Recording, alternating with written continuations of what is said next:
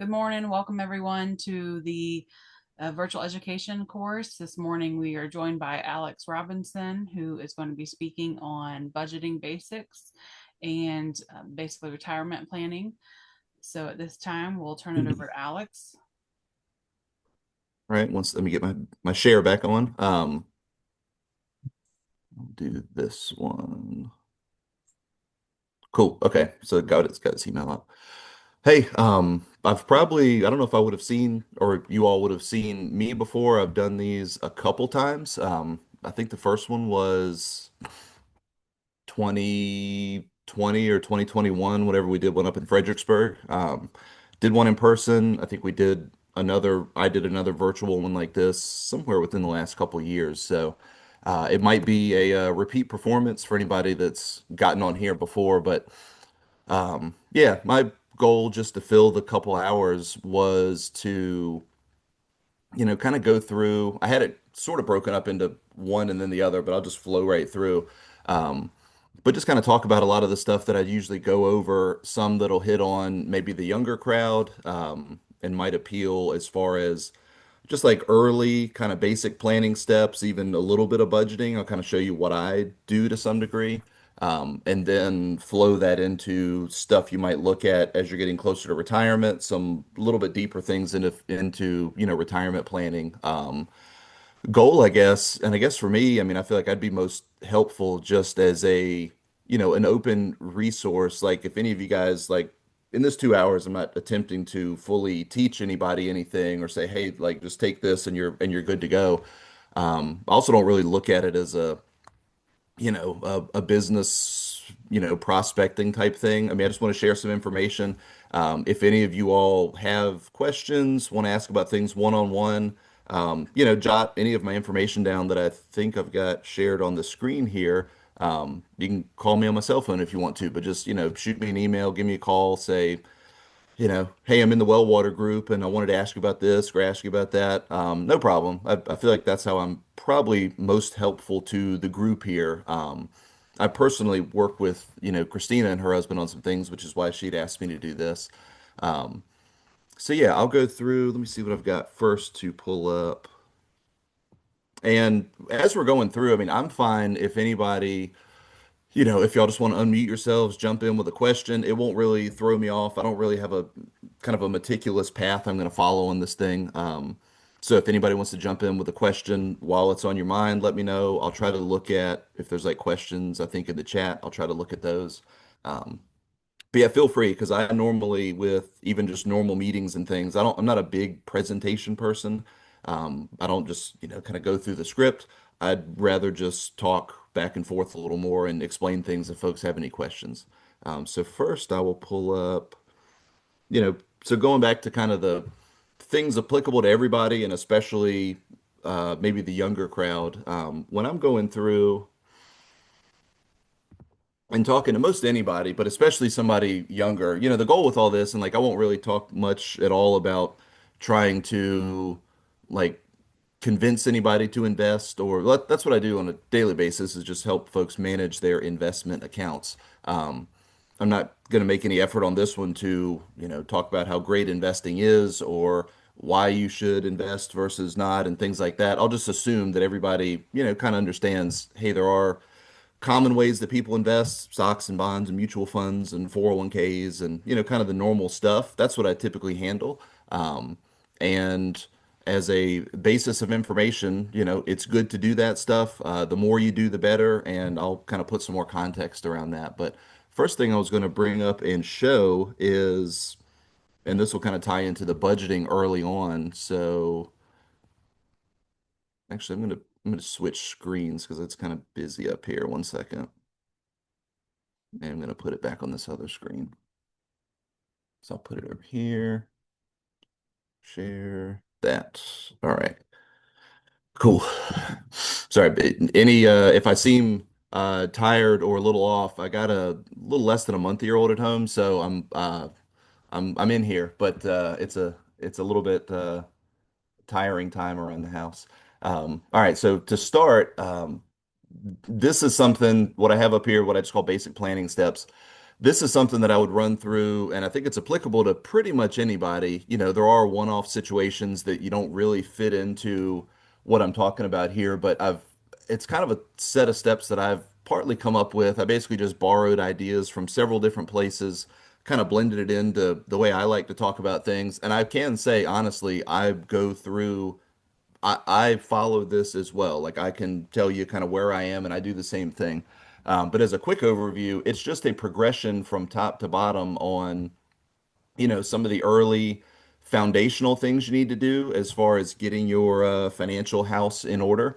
Um, Having a basic amount of money under you, giving some, not credit to, but, giving some effort to paying off high interest debt. I'd say a lot of this originated. I used to do a lot of stuff under like the Dave Ramsey program, very conservative, very aggressive on debt payoff, things like that. So I've got a lot of that in my mind. Um, and then once you get some of the foundational stuff set up, out of debt, good emergency fund built, then I think it's more appropriate to do the fun stuff, or what I would call the fun stuff, which is start saving more, start investing more, start putting money towards other, fun and useful things, kids' college, down payment on the next house, whatever it might be. Um,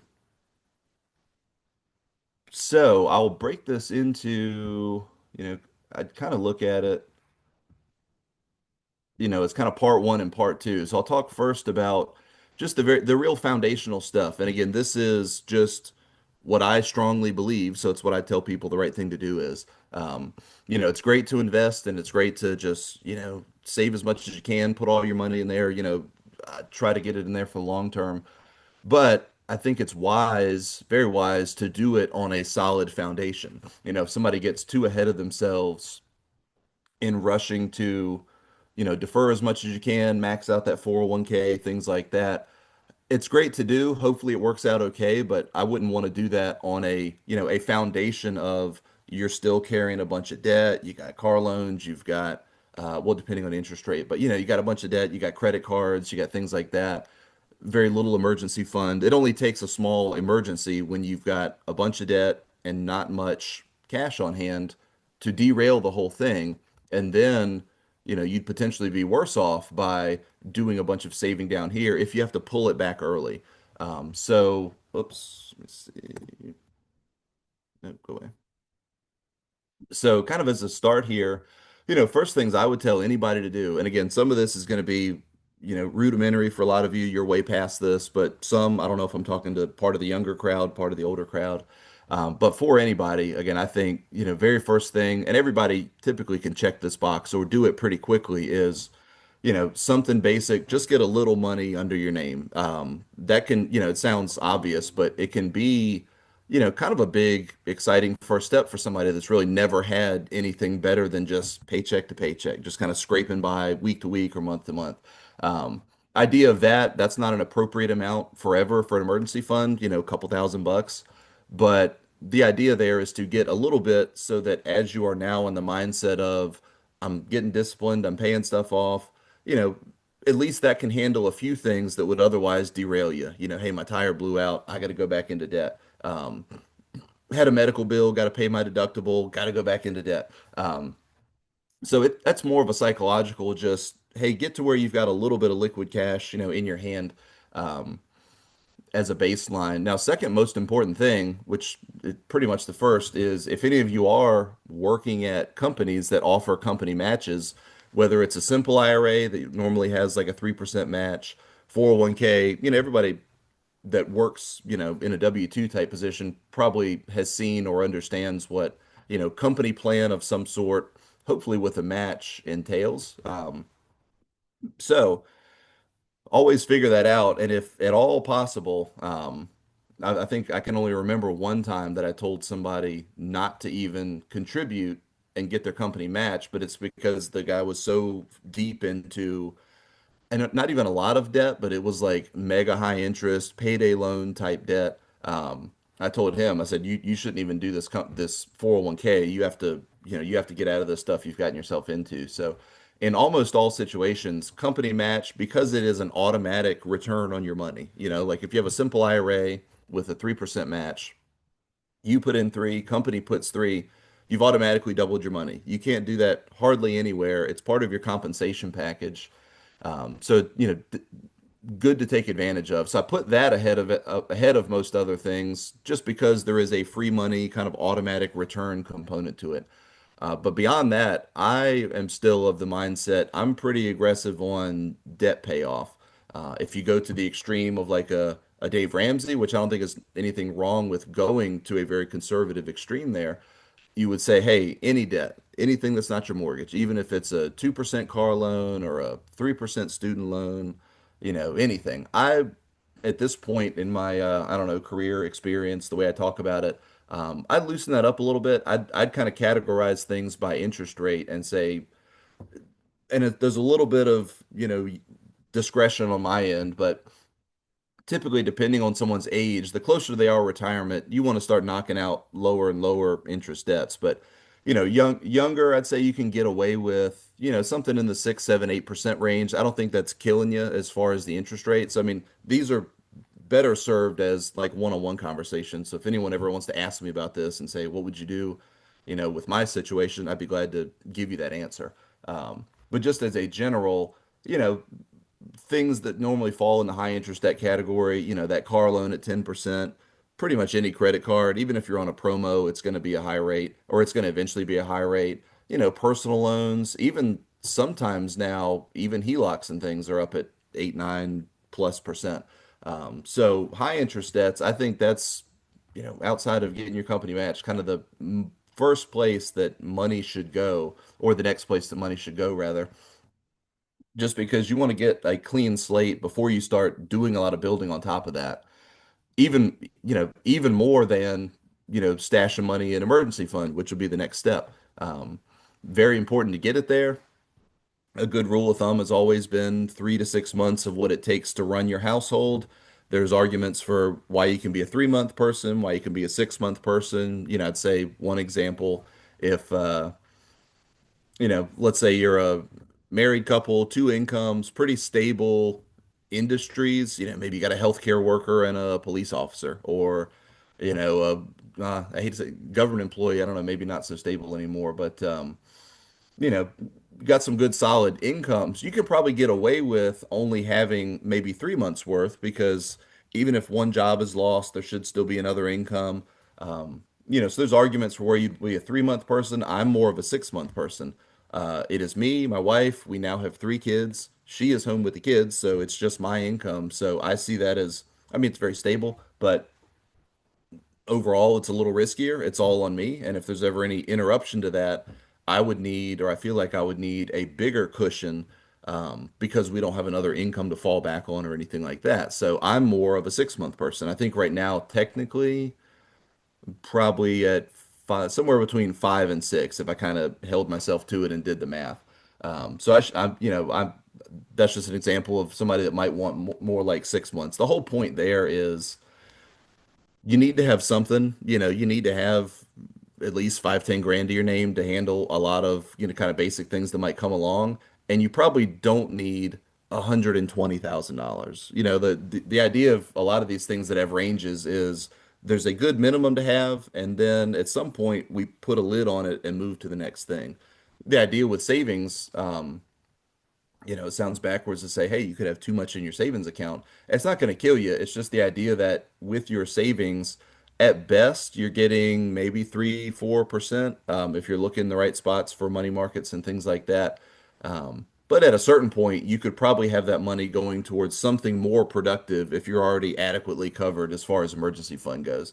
So that's just the idea there. So as far as foundational stuff, I would say for anybody that is still in this range, still has some debt they're paying off, doesn't really feel like they're where they need to be with emergency fund, first thing I would say is probably, well, I guess I'll qualify and say all this is general-ish information. So don't necessarily take it and run with it if you've got any questions or you want to ask me about anything.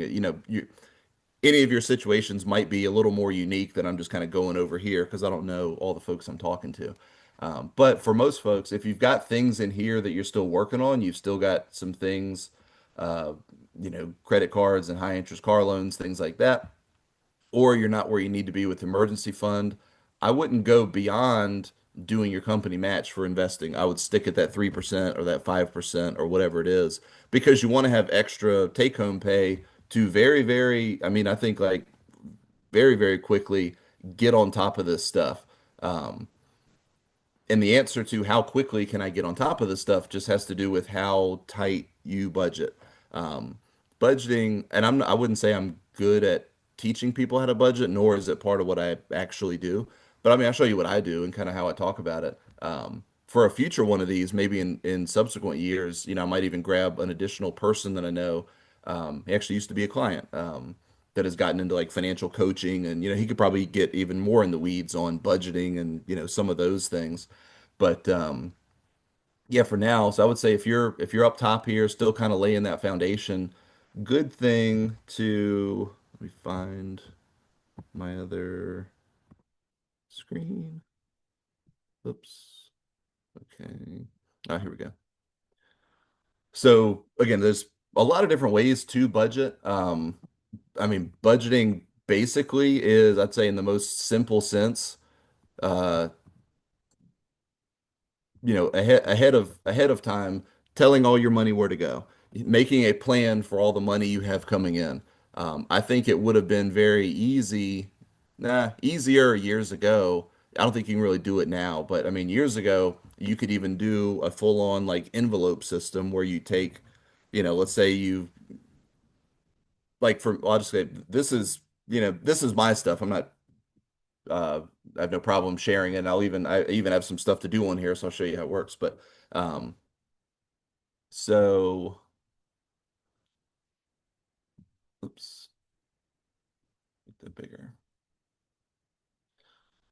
So, years ago, before things were so electronic and most everything was debit card, online payments, things like that. I mean, you used to be able to get away with doing a full-on envelope system. You just take your money for the month and you put $1,000 in the grocery envelope. You put $300 in the gas envelope. Gina, I see you smiling. Maybe you did that at some point. Or you at least probably used to be able to. I couldn't see pulling it off now, but I've known people that have done this probably 10, 15 years ago at this point. And I mean, that I think is the kind of the most strict way to do it. You're looking at the cash, and when the envelope's empty, you either stop spending in that category or you have to go pull from another category. There is no excess. There is no, I'll put it on the card this month. That's kind of defeating the whole purpose. So there's lots of apps, programs, calculators, things like that. I like using this one. Again, this is one I still use it and actually pay for it because it makes it a little more user friendly. But this is just a budget app through like the Dave Ramsey program. It's called Every Dollar. There is a free version. There's also a paid version. The only difference is like the free version does everything, but you have to manually type in all of anytime you spend money, you just put it in here and you put it in a category. I do the paid one. I think it's like $80 for the year or something, but I'm kind of lazy. And what it does is just links up to your bank account. And, you spend something today, and then once it clears tomorrow, it will show up over here. And then you can, just drag and put it in whatever category it goes into. And I have some that I need to categorize, so I'll do that in a second. But the basic idea here, I'd say it's kind of an online version of doing, a bit of an envelope system. And at this point, I'm not super duper tight with it. I've still got some things that I pay for out of, separate account and like, but this is most of what we do, like in my household, I'll just tell you. Um, Again, I'm a little looser with it, but I'm also where's it at? PDF. I am also, as far as the steps go, I'm working my way down here. I'm kind of past the foundational stuff. So it's like if you're up here paying off debt and building emergency fund, I think you want to be real tight with your budgeting. And then you can loosen up as you go, and I'll give you some examples of that. But back to the budget stuff. So like as an example, and again, this isn't like down to the penny. I'm not trying to get into, who makes what money and all that, but it's just easiest to just show what I'm doing. So this is what I do for me. So I get paid technically twice a month, but it's pretty much like mostly at the end of the month. So I just consider that at the end of every month or like the turn of the month. So I think I got paid on Friday here a few days ago. I get paid. I feed $6,000 over into me and my wife's joint checking account, and that's where we pay our bills out of. That's where we do all of our stuff. That's kind of our operating account. Now I don't put line items on here for giving, adding to savings, adding to investments. I do that separate of this. So I guess you'd say it's maybe a little looser how I budget it in. Like I do, I tithe, I give, I do various things. But as far as how I run the app here, I just treat it like I get paid $6,000 a month.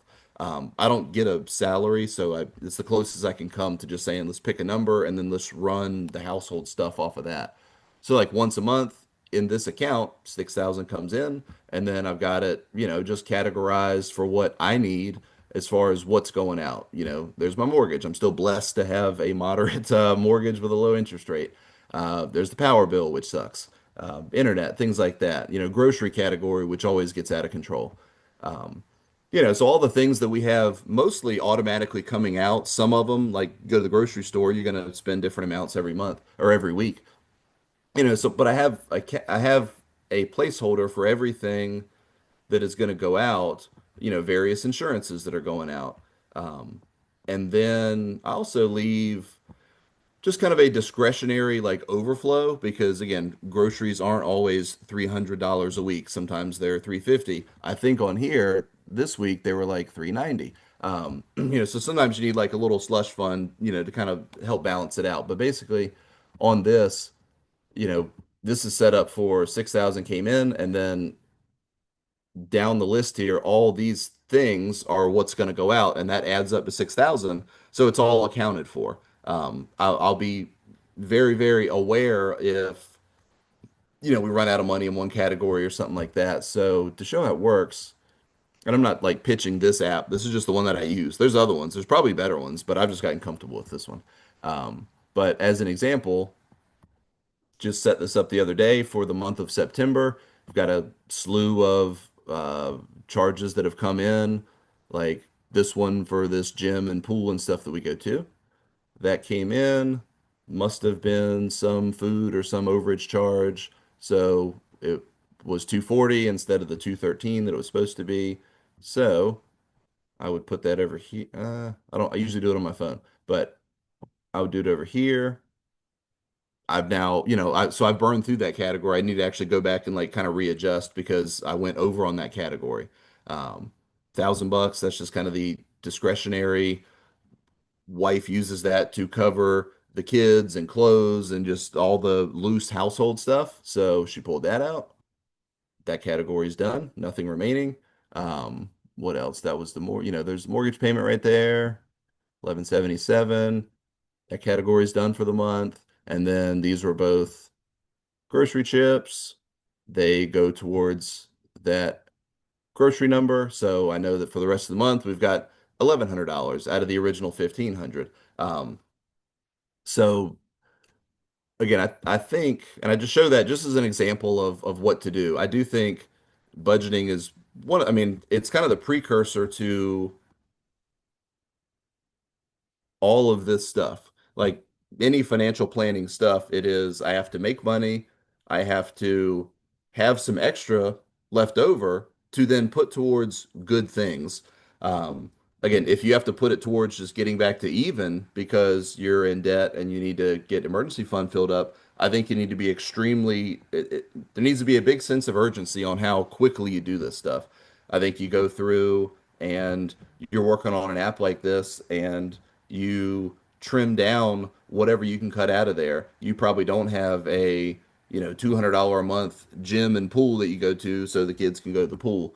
You definitely, well, now I won't say this as a judgment thing, but you probably find a way to do a cheaper phone. You find whatever you can do to trim that down so that, let's say out of this original 6,000, so that you have some that you can put towards the emergency fund category or the savings or anything like that. Um, but so yeah, while you're early on in the steps, you just want to trim lifestyle down. I mean, as much as you comfortably can. I mean, make it suck for a little time and then get it done rather than just dragging it with you for 10, 15 years. I would at least approach it that way. And then once you get past, kind of this foundational stuff, I should just leave this red line on here. It's kind of a good divider, but so once you are past this and you've got the good foundation laid, then I think you can loosen up a lot with budget stuff. Like for me, for example, um, I am so I said, hey, I do the same thing too. So that's what I do. So I've got, the basic emergency fund. I'm self-employed, so there is no such thing as a company match for me. So that's redundant. I don't have any more high interest debt at this point. I've had it all. I've had credit cards, I've had cars, I've had everything. So I'm done with that. I'm at 5 to 6 months, so I'd say I'm good on emergency fund, and then moving down for a while I was doing 10% towards like saving and investment. I would just get paid, put 10% to the side, and then that's done. Uh, Now I've found that I've still got some excess, so I just bump myself up to 15, and then eventually I'll keep on moving down the list.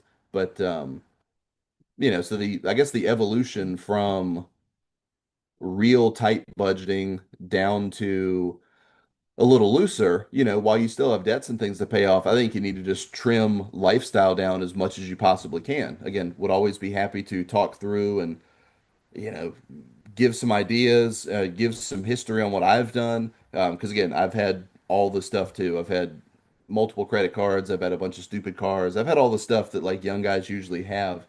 And now I've matured past that, I guess I would say. Um, but yeah, so very important to really trim that down and be on top of every category when you're getting out of debt. If you're past that, which I hope most folks are or will be soon, I think like the way I use this at this point, it's just to keep a track on really some of those variable things. A lot of these are just automatic every month. Power bill's automatic, internet at the house is automatic. But some of those variable things, groceries, I don't have gas on here because I do that separately, but just it's still, I mean, I still find it worth it to pay for the service so that I can still keep a track on just making sure things aren't creeping out of control. If like I don't think you should ever just blindly uh, spend because there's money in the checking account. You should always have some kind of goal there. So like for me, it's fairly important, even though I, progress with income, it's important for me to try to keep this general monthly number around six for a while. And eventually, we'll creep it up and we'll have more kids in school. And, I don't want to, like, I'm not trying to live like, under my own thumb forever. But I think it is good to always try to moderate that spending a little bit because if I can keep this number still reasonable and like slowly creeping up, I can let the other stuff, um, I can let the investments and the other things we're saving for, I can let those creep up because, we're not lifestyle creeping, but so much in the household. But again, the way I do it now is rather than being super meticulous on every single line item, I get paid, and then first thing I do is I got to save for taxes. So I save for taxes. I then save my 15% for investments. Then I do 10% for like tithing and charity and things like that, which I think is extremely important. I could probably do a whole session on how great I think it is and how much I enjoy doing it, but that's not the point of what we're talking about today. But for anybody, if you are called to give, volunteer, do stuff, I mean, nothing better. Um, but I won't harp on that one right now. But yeah, so it's like when I get paid, I save for taxes, I do my investments, and then I do my like tithe and charity kind of stuff. And then whatever's left over, I put in the 6,000 over here, and then the other is still kind of discretionary that I can go, put towards like we're looking at potentially a new house right now. So I can kind of stash it to the side, not in my emergency fund, but just, kind of an off to the side, next house down payment type of thing. Um, but if all I did was, did my taxes, investments, and tithing, and then spent all the rest, I wouldn't be able to continue, saving towards additional goals and things like that. So, point is, even when you're out of debt and you got a clean financial situation, I think it is still good to have some kind of, you don't have to do it so tight, but have some kind of, awareness on what you're spending month in and month out. Because I think it's very dangerous to just and I used to do this. I mean, it's how I used to live, which is, hey, if I got kind of some money in the checking account, I'll say yes to whatever the thing is. And if I don't, I guess I'll say no for a little bit. But we can all plan a little better than that. Um, so let's see. Did that. Cash management.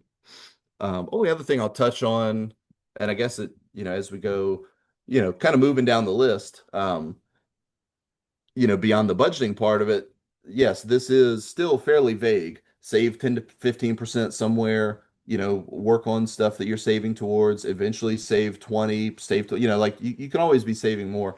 Um, what I don't get into here is some of those differences in like different types of accounts. Where should I be saving? Um,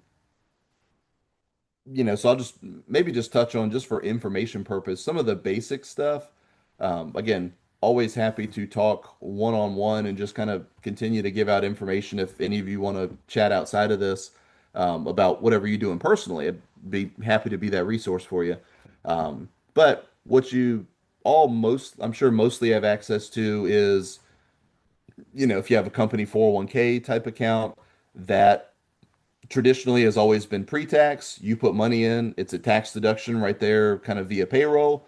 And then all the money that grows, your own money, the growth, company match, everything, it'll all be taxable to you as income later on. So, kind of the standard pre-tax approach that you'll find in your simple IRA and your kind of your basic 401k, things like that. You save on taxes now, which is real cool, but then you got to pay taxes later, which is not as cool. The flip side of that, which you all have probably seen more and more of, is the word Roth. So, Roth, whether it is the Roth option in a 401k, there is technically such thing as a Roth simple IRA. I don't think any companies have rolled it out yet. I think it's too new. I checked on it for one of the companies that I do, and it is a bunch of work to get it implemented. But regardless, whether it's Roth 401k, Roth IRA that you might do on your own, any of those things, the the Roth tag basically just means you take everything I just said about the IRAs and you flip that over. Instead of getting a write-off to put your money in, you put your money in and you don't see or realize any kind of immediate tax savings or benefit. You save nothing by doing that but on your taxes. But all of your original money you contributed, all the growth that comes off of that money, all of that comes out to you tax free in retirement. So it's, the exact opposite of the pre-tax part. One sounds way better than the other. It sounds way better to be able to say something is coming to you tax free. In reality, both like what makes one account better than the other, I probably could have come up with a little sheet of like pros and cons to each one. But the main thing that I think carries probably 90% or more of the weight is tax rates. Um, if you ran the math out, and I had to do the math to actually understand it myself, but the biggest difference in Roth and pre-tax is you're kind of making a comparison to your current marginal tax rate, might be 12%, might be 22%. You're making a comparison from that or comparing that to whatever we think your future rate might be. Now, there's no way to know what that future rate's going to be, so it's kind of an educated guess at best. Um, I don't have it up here, but just as to kind of lay the foundation on the Roth versus pre-tax stuff. If somehow it worked out that your current marginal rate, let's say it's 22%, there's a big wide range that of incomes that it's 22%. So let's say your potential deduction right now is 22%, and then once you retire in the future, you are potentially also in a 22% tax bracket. If you adjust and kind of make it apples to apples, it doesn't actually matter which one you did. You either save more in your pre-tax because you're getting a write-off, you can afford to save more, so you have a bigger account, but that account gets cut down by taxes, or you have a modest Roth, but the whole thing is there for you tax free. They would work out the same. So really, I'd say if y'all are thinking about like, hey, I have seen the word Roth, should I pick Roth? Should I not pick Roth? Um, it's always going to be situational. I think the biggest thing is, compare your current marginal tax rate, which you can easily find. You find a little tax table. Compare that to what you think it could be in the future, just to give you something, quick rule of thumb that I think covers most people. if your marginal rate is 10, 12%, which would be an income, I think up to about 90, 95,000 or so.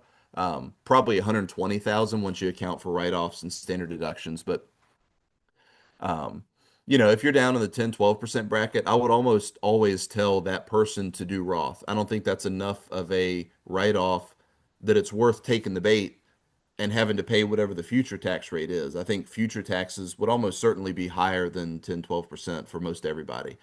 Once you get into the 22, 24% tax bracket, I think it's more of a big, wide gray area where you can make an argument either way. We don't know what future taxes will be, so we can look more situationally. So I think at 22, 24, you could go either way. I'd probably let age be the deciding factor. If you're still younger, I would do Roth. If you're getting towards retirement, 10 years out or so, I might shift towards pre-tax. Um, and I mean, there does come a point, regardless of age, if you're up in the, 32% tax bracket, that's the next one up after 24.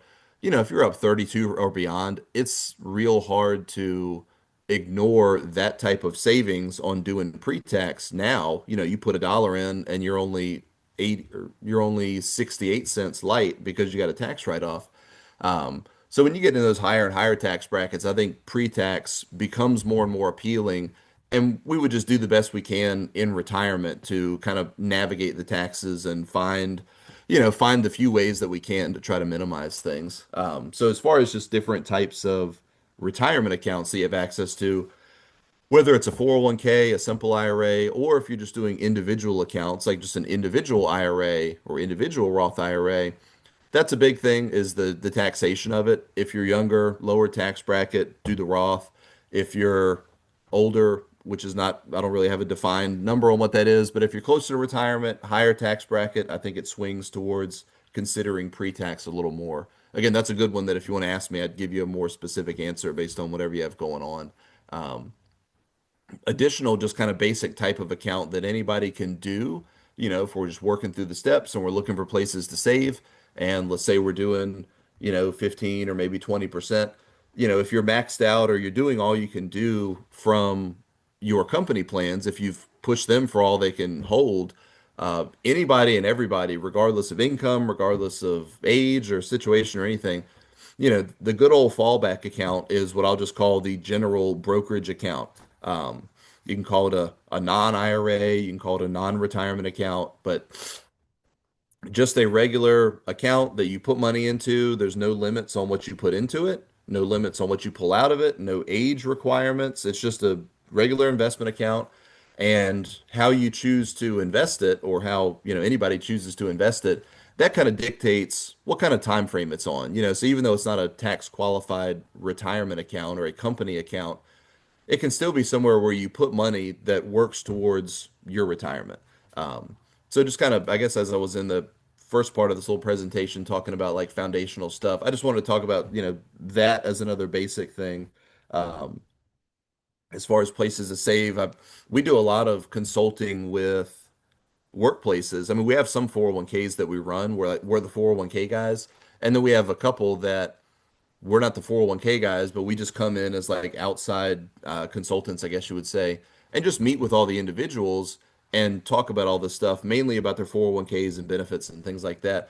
Only reason I say that is I've had so many meetings, and it's glaringly obvious that a lot of people have never had a decent explanation or really understand how to think between Roth and pre-tax. They might just be going by what the system automatically does for you, which would be pre-tax. They might be going by what Bob at the water cooler said to do, whether his situation is like yours or not. But again, I wanted to touch on that just, as we're talking about kind of the basic stuff and the stuff that I would say applies more to the, maybe more to the younger crowd, but really anybody.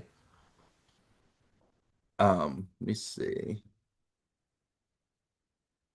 Yeah. So with all the stuff I ran through so far, just kind of basic steps that anybody could follow, that typical progression. Because this stuff, I'll get into like projections and kind of some future retirement planning in just a little bit. Goal of this, that like this is something I would go through with anybody, 18 to arguably 50 years old, if they're on a, kind of a typical mid 60s retirement track. I think this is all you need to do as far as planning. Be pretty good with your budget, be pretty aware of what you're spending and not going nuts. Um, and then just as you're able to start out saving 10%, that's a good start. If you can grow it up to 15, that's even better. Um, the way I've kind of prioritized things down here, I think it's paramount. I think it is extremely important to at least get that 10 or 15 going towards you before you even consider helping anybody else. We all love our kids. I love mine dearly. But I would never like if I couldn't pull off this 10 or 15 for myself, I wouldn't start dedicating money towards college saving, wedding, other stuff because if I'm not financially prepared to take care of me and my wife for the rest of our lives, I can't I don't need to be helping anybody else either. I can't afford to do that. So that's kind of why I put things there. So if you could do 10 or 15 for yourself, and then it is important to you to save towards college, save towards wedding, save towards next house, I think it's appropriate to look at that once you're doing enough for yourself. If you feel like or when you feel like you're doing all you need to do here. You're saving as much as you want to for college, again, wedding, whatever the big future, reasonably smart expense is. If you either have nothing there or you feel like you're on top of that, also don't feel like 15 is all you ever have to do. There's nothing at all wrong. And sometimes when I tell somebody this, it's the first time they've ever even considered they could do 20. That doesn't have to be a crazy idea. If you got a modest budget and you just keep making more and more every year, go from 16 to 18, go from 18 to 20. You could eventually be doing 20. You could sneak it up to 24, 25. The only bad thing that comes from saving too much money or investing too much money is you will have more options sooner. You will have more options available to you. You will have more paths you can take at an earlier age if you've got more and more money built up. Now, we can all maybe use our own discretion on aggressively moving down the list here and not having any sort of life. Like, you don't need to live in an unsafe situation and drive a 40-year-old car that's about to blow up and eat cereal every day if just to be able to save a little more. So there is a balance to all this, but um, just again, I like to just say because sometimes people have never even considered like, yeah, that wouldn't be crazy if I got to where I was doing 20 or 25. And that can definitely apply to the younger crowd. I mean, I just met with somebody yesterday, 18-year-old, his aunt wanted to kind of get him hopefully started on the right foot. So he's like 18 years old, working, making a decent amount of money, but no expenses, living at home, good situation there.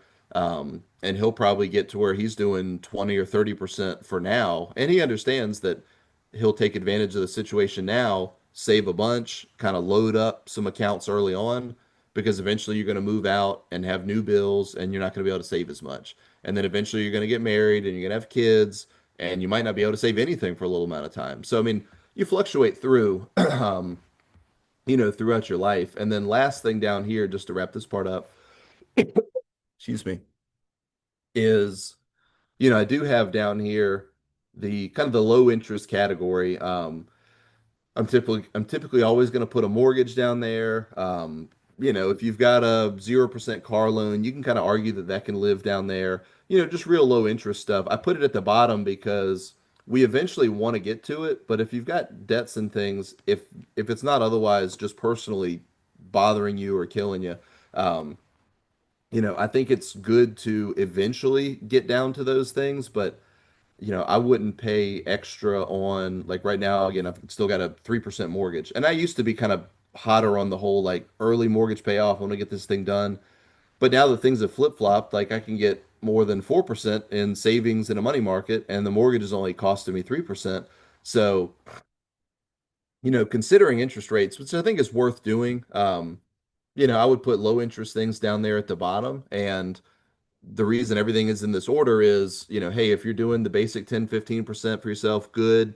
Now you can afford to help other folks out with other stuff you're saving for. If you're good with that, man, I'd say at least get yourself to 20 or 25 before considering, rolling some money into this. So, I mean, if you're doing 20% and you want to move on because it's just very important to you to pay the mortgage off, I would never argue with somebody that is saving 20% of their income and say, man, you're doing the wrong thing by paying this house off early. Like the fact that you're gotten yourself to 20 or 25, you can do whatever the heck you want after that. I think you will be so adequately or potentially over prepared for a typical retirement. Um, do whatever the heck you want. If it's important to pay off a low interest debt or a 0% debt, you can do no wrong once you're doing 20, 25%. And I'll touch on in a second, like situations where I would, bring something like a mortgage payoff and actually accelerate that a little bit. But that's I guess that kind of wraps up maybe the first part of what I was going to talk through. Just the basic stuff, kind of a rundown on budgeting and the importance there. Again, I realized I don't feel like I just gave like a master class of how to do a budget and how to make a budget. But if you ever want to look at that and work on it one on one, we can talk through that. I can even put you in touch with somebody that's probably way better at the budget part than me because it's their actual job. Um, but yeah, just early on, foundational, be on top of your budget and clean the stuff up you need to clean up, and then start working on saving more and more. And for the most part, things will generally work out if you go through a progression like that. In a second, we'll take a quick break. In a second, we can pull up and actually talk about some planning and like, hey, where's this going at age 65, at 62? How do we talk about Social Security? All the other stuff that might apply for maybe the closer to retirement crowd. We can touch on that. But any initial questions or anything based on what we've currently gone over? Happy to talk about anything. Or is there? I don't have it up. Let me see if the is the chat thing on full screen. It's on. I don't have any chat, but Okay, nothing in there. I do have Clyde has unmuted himself, and I'll stop the recording when Oh, everything's done so they can talk freely too if there's something specific oh yeah. If you don't want to once be you're done presenting on it. record. Yes, I mean, do you want me to? If anyone has anything, I can talk about it now, or we can do them all at the end. Yeah, Clyde, did you have a question? Yeah, I was just gonna. We didn't go over it, I don't think, in the first part. I don't care Yeah, about being recorded either. Y'all can keep that sure. on. If All right. it's trouble at all. But I guess quick question just to ask, so I don't Yeah. sit and think about questions about it the rest of Yeah. this lecture. Mhm. But IULs, are you gonna speak on that any? No. That was kind of a quick no, but no, I Hopefully mean, we can talk about it ourselves in a me and you thing, maybe. I'd be glad to. Yeah, so my background is so I've only ever done investments. Like, Gotcha. yeah, so guys that and which IUL is a pseudo investment, so I'm not taking that away. Right. Yeah, so I'll say my quick thought on it, and I guess this does apply to like general planning, and this definitely is just my opinion and how I do it for myself. So I think it's the right answer, but it's not the only answer. I've only ever worked for companies where we did investments first, and life insurance was kind of a secondary thing. Gotcha. We're all licensed to do it. I'm licensed to do life insurance. So, you know, just because of my, I guess, training, guys I've worked with, situations I've worked in, I am of the mindset of investments are, typical investment vehicles are there to do your accumulating, build up your cash, give you somewhere to pull from, do all that stuff. And if you feel like there is a life insurance need, if you need insurance on your life, which I have that on myself, like all I have for myself is three different term policies. There's one that we kind of have here at work, like if I die, because we all share and everything here at work. So one is at work, it's kind of a business related thing, and then I have two for myself. I just recently, a couple years ago, redid mine or whatever, and I have a 20 year and a 30 year, so it's like I've got a chunk that will pay out up through my probably age 56 or 57 or something. I forget. I'm 38 right now.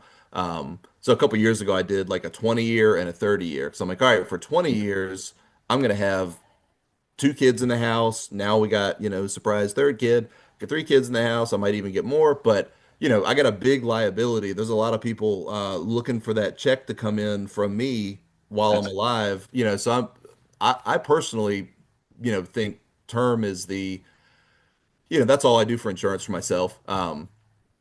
I've never gotten big into whole life. Now I've looked at it before, IULs, I would say they can come in, I'd say as another place to defer money, but I probably wouldn't personally look at it unless you've just like exhausted just about everything else. You're maxing out 401ks to the tune of 23,000 a year. You're maxing out an IRA for another seven.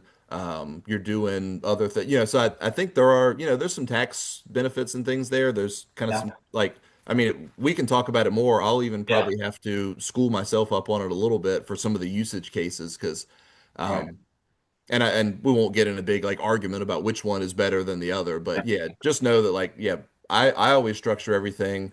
Investments are investments, and I got the cheapest version of life insurance I could get, which is term, and I go into it knowing that I'm going to be a loser in that transaction. I'm going to be paying for it for 20 years, 30 years, and I'm hoping I don't get anything from it Yeah. because I don't want to die. Right.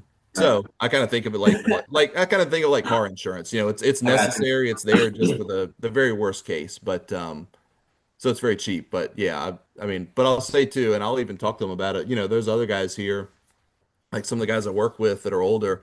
They started out at insurance companies, a Mass Mutual Right. or Right. so it's like when you start out at an insurance company, you get a little different training on maybe how to work insurance into more situations, how that can be used maybe in lieu of some investments. So, I mean, it's there. It's just another vehicle. Not something I typically use, but yeah, we can definitely talk about it more. All right, let's plan to talk about the Roth then, too, majority. Yeah, yeah. No, Roth is awesome. How old are you? 40. Okay, nice young man. Yeah, Yeah. no, we can yeah, we'll definitely do that. Like I said, feel free. I mean, none of this when I guess just to tell y'all, like again, I'm not doing this as like, I mean, if anybody comes along and we talk and there's stuff that like you need help with and I can actually do accounts, like I'm happy to do that. But like I'm not looking at this whole thing as a prospecting, like I'm not trying to get everybody as clients or anything like that. I'd be fine to have a bunch of conversations with y'all and then you continue doing stuff yourself, or if it's just helping you with your company stuff, that's fine. I mean, there's like what 11 or 12 of y'all on here. Um, so I'm happy just to be a resource if you don't know anybody else too. But if Um, I wanted to be a client and oh we yeah, want that's fine. to do it, you got me? Yeah, yeah, yeah, sure. Yeah, I just want to lay out that like I'm not gonna press y'all. Like it doesn't, it won't change my life if I technically get some of y'all as like clients from this, or if I don't, like I don't really care. But if we talk and there's ways to help and you want me to help, I'm happy to. All right, cool. I Yeah. feel comfortable in your hands from what I've been hearing. Okay. Can you see me or not? I don't know what's on the screen.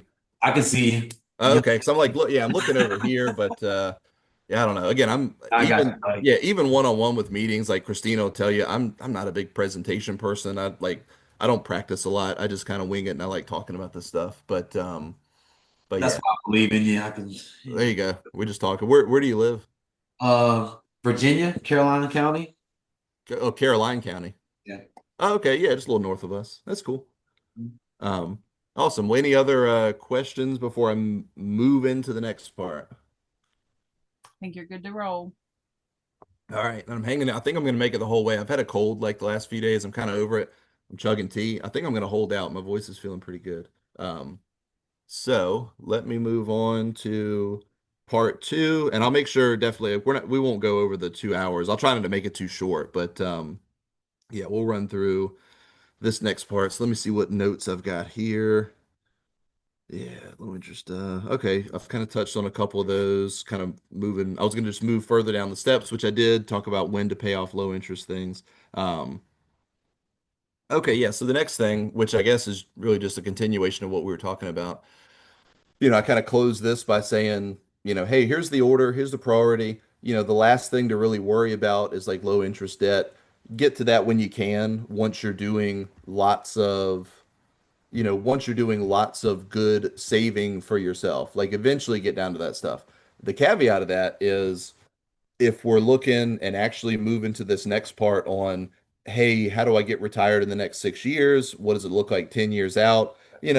If we're getting probably 10 years out or so, I think then it's worth adding in. And normally, all we've got down here after a while is mortgage. So let's say this is typically a mortgage payoff conversation. Um, so the one time I will cheat and like move this up the list is I think it's not super urgent to pay that mortgage off early, but if it's anywhere within reason, I 1000% want it paid off by retirement. It's like 50-50, just good, keeps things simple for you or any, general client. It also makes my life easier as far as planning. The fewer debts and outlays that you have post-retirement, the less pressure we're putting on all your invested dollars. And it's just a lot easier to deal with. It's a little more complicated to try to plan for, let's say somebody that retires at 65, but they're not going to have their mortgage paid off till 72. So it's like we'll need more money for those early years, but then that expense goes away and we're kind of shuffling. So again, anybody I think would agree that it's wise to have everything paid off by retirement. I agree, and selfishly, it kind of makes my life easier too if we can actually get there. So I for both of those reasons, I work that in. So next thing I was going to touch on is let me just pull up another window. I'll close this. So just an example of what you can look at. And again, I'm not trying to be maybe a Dave Ramsey just fanatic, but I mean, I like the tools that I use the tools. That's what I use. I maybe just because when I was more into that world, like I used to be one of the like recommended investment people. So that's probably where I got into it more. But I mean, they're good tools. They're good, easy to use. You can absolutely do it yourself. So I'll still pull up the same thing and look at, if we're looking at early mortgage payoff, I literally pull up this tool and look at it. Um, but as an example, so say somebody is, let me close this, so say somebody's, I don't know, 8 years away from, yeah, let's say 8 years away from retirement. They're mid 50s. We're kind of coming in on it. Best case, we could get out of there at 62. Maybe it'll be 65 or 66. Um, and let's say that person has, I don't know. I'll just use my again. I don't. I'm not trying to overshare my own information, but I know my own information, so I'll just use my own stuff. So for me, so let's say you're me, but you're 20 years older, and we're looking at retirement. Um, Principal and interest on my mortgage is probably, I don't know, maybe it's $800 a month. Whole thing's 1170. So let's say 800 of it is going towards the actual principal and interest. The other portion, of course, being taxes and insurance. You keep that separate. I think I owe like 153, 3% interest rate. So, baseline for me, again, we'll pretend that I'm like mid 50s and I want to wrap this thing up in like 5, 10 years or so. So as it is right this second with these numbers, if I just continue making normal payments, I've got roughly 22 years left. And that sounds pretty close. I'm probably a little off with one of my numbers, but um, so if I'm looking at retiring in 10 years, I mean, I could either just drag this payment with me the whole way, or it's at least worth looking at, you know, basically modifying kind of the steps up here and saying, hey, is there room, and maybe instead of just dedicating every extra dime I've got to saving, 25%, what if I backed it off a little bit? Maybe I'm still doing 15 or 18 and now I'm working in this mortgage payoff calculation too. So I might look at this and say, okay, instead of May 2047, maybe I want to retire 10 years, so I want it to be somewhere within like 2035. How much extra a month might it take? And just start playing with it. 200 a month extra, that would knock it down. That takes 6 years off, roughly. Um, Still a little further than I want to be. Maybe I'm willing to do, 350 a month. That would bring it in within 14 years from now. So you can kind of play around with that, and if it's within reason, and again, I don't have a specific definition of what is within reason for everybody. I mean, I'd say most situations, if it's not going to cause you to just cannibalize all of your savings and you're not doing any investing, I would push pretty hard on trying to get a mortgage paid off. Um, I've also had folks, I mean, I just have some, they're down in North Carolina. Um, they're looking, they got good assets. They got inherited money, they got good savings, they got a bunch of good assets. Most of it is tax deferred. It's like we can't really pull giant chunks out of there without getting eaten alive with taxes. But so they are adequately prepared for retirement, but they've got like probably 350 that they owe on their house. More than I would be comfortable with like pulling a giant lump sum. You probably have to pull close to $500,000 to net out the taxes and all that stuff once you're in that bracket to be able to pay off your house. I think that's probably too extreme. So like for them, and they wouldn't have enough income in the 3 years they've got left to increase payments enough to bring it into three. So I mean, there are situations like for them, I'm just saying, hey, stick with your minimum payment, and I mean, it's gonna go. You'll have it for the rest of your life, basically. So it'll be a steady part of what you're doing for the rest of your life. So there are situations where if you're just not close enough and it's way too much of a disruption to what you're doing, to the kind of the general path of a plan. There can be times when it doesn't make sense to try to make such a huge sacrifice to pay off a house. You just keep it as a bill you've got forever. So that does happen. But in most situations, especially if you've got the time, if you've got 10 years to plan it out, it's probably not like I could digest the idea of paying an extra 5 or 600 on a mortgage, even if I pulled a little bit of it from like if I backed off my investing a little bit. If I said, hey, if that'll get this done in 10 years, I'm on a 10-year path. I'm going to retire when I'm, 67 or whatever. Let's do that. So now we have agreed, and now this is a new part of my budget. Now, instead of my budget being a $1,177 mortgage payment. Now it's a $1,700 mortgage payment, and that's done. We can revisit it, of course, but again, kind of wrapping up the steps part of it, and now transitioning into retirement planning stuff. Normally, no rush to pay off house until you're saving a ton, but we also want to, exact opposite. We also want it to be paid off by retirement. So, we look at calculations like that. Um, to just see, with the time you've got, if we can not disrupt your world too much, but also bring that thing in a little bit. Because sometimes it doesn't take as much as you would think to chop a decent amount of time off. Man, if 750 a month, it's not like anybody can just come up with that any time.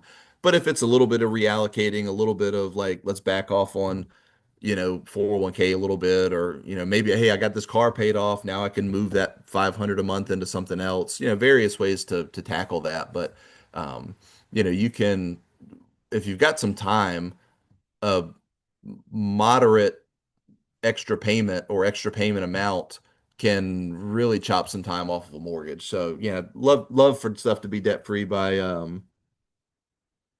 retirement. Include, mostly it's mortgage, sometimes it's cars, things like that. Let's see. And all right, I'm gonna pull up a little bit of a plan. I gotta open another window. So, touching on actually, looking at projections and getting towards retirement, I'll just pull up. And again, this is not meant to arm you guys with all the information you need to go like try to figure this out yourself. There's lots of do-it-yourself calculators, and what I'll show you is just honestly, it's the program or the big calculator that I use. All right, hang on. Don't look at anybody's names or information. Let me pull this up. Capital launch. Okay. Um, so again, this is just the tool or honestly, to me, it's just a big calculator, but it's just the tool that I use. It's called Right Capital. It's just something we pay for.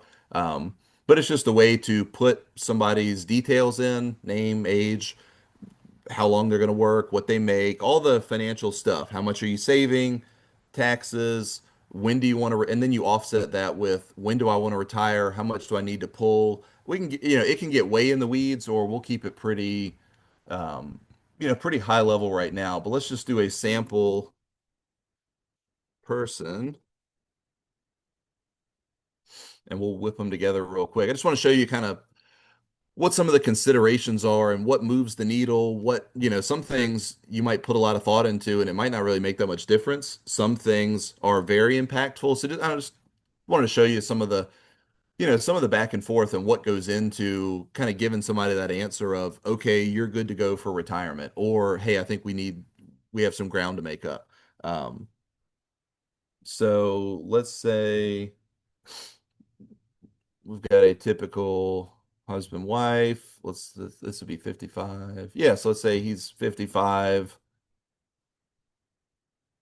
Maybe just to give it a difference, maybe she's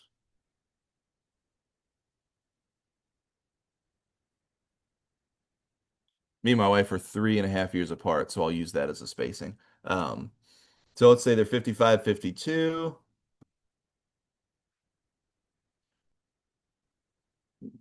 One of them makes, I don't know, 100,000.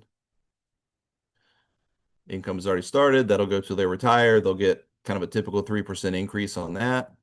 Let's say the other works part-time, maybe making 50,000.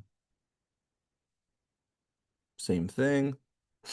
Um, so Social Security is hot topic. Everyone talks about when it might run out of money, things like that. For this conversation, we will just assume that the Social Security system will continue on in some way, shape, or form, pretty similar to how it is now. I won't get into a big conversation about that one.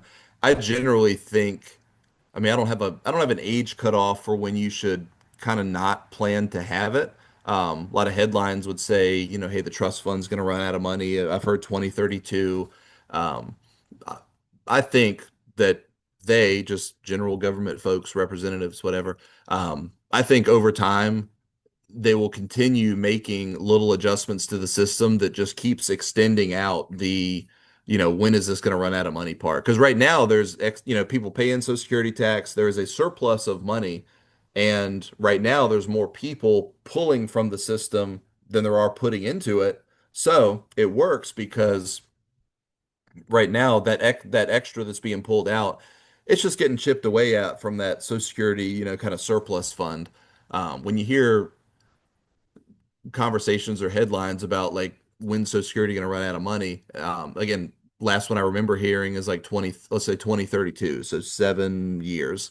That is when the projected excess distributions are going to eat up all that extra. So now there is no extra money. It's just money in, money out. And I've heard things like, hey, it'd have to be a 25% cut, or you'd have to drop to 75%. If you were getting 2 grand a month, you'd have to drop to 15 so that the money coming in could support the money going out.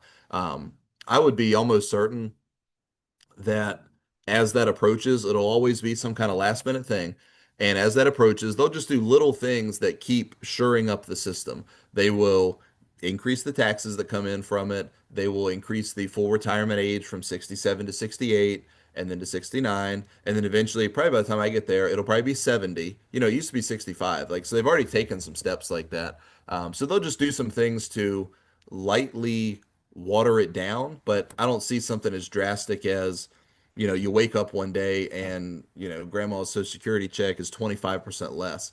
That is such a massive voting block of people that I don't think they typically want to tick those folks off. Um, so, as they have done before, I think it'll just be small adjustments. I mean, the system overall, yes, it'll get a little weaker for us as we go, but I wouldn't expect like a big drop. So, for right now, just for this conversation, um, we'll keep it in there and assume that Social Security is coming. Um, excuse me. But yeah, it is true for whatever the definition is of the younger crowd. Just know that it'll probably be less and less impactful for you by the time you or we all get there. Um, so for Social Security, right now, like system generates an estimate based on what somebody's income is, what their income probably, how it probably progressed to get there. So I'll stick with these estimates right now, but it's something that if I was meeting with somebody and like we're trying to plan this out, I would get you to go to ssa.gov, pull up an actual Social Security statement. We can put in your real numbers. Um, just for a placeholder, I'll leave that in here. And we'll assume we'll assume somebody's got a pension.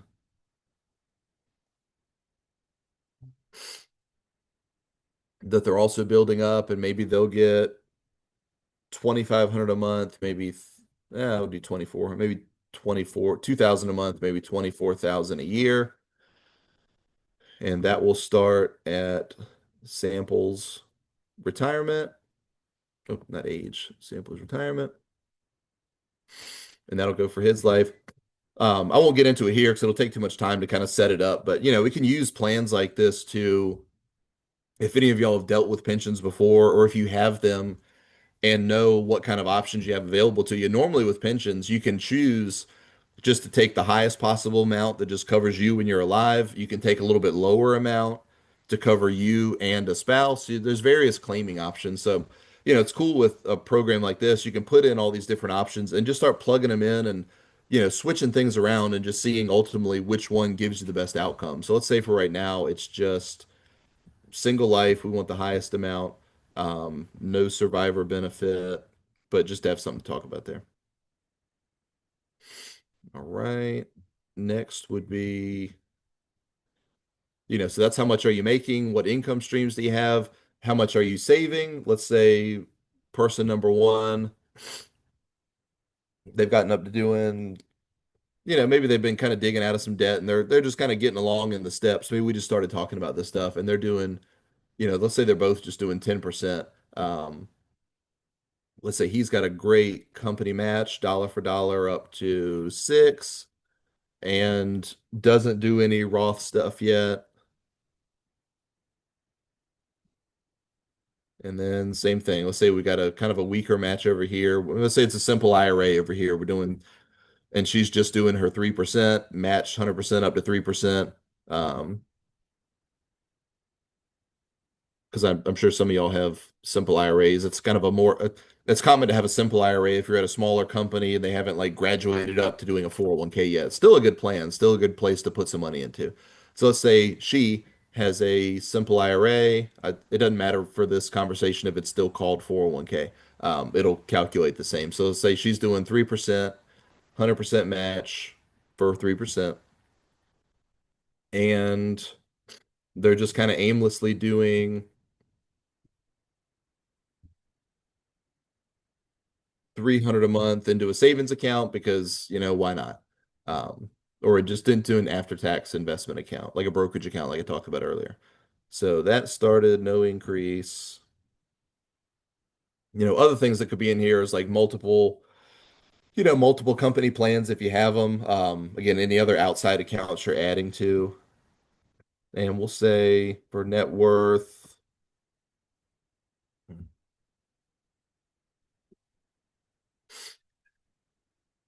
his 401k, let's say he's got a balance of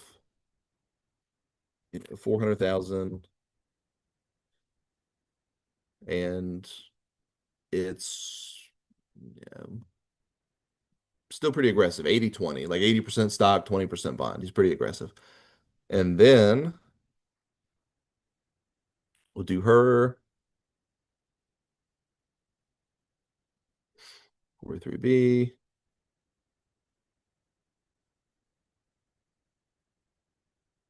And she hadn't been working as long. She's got 220.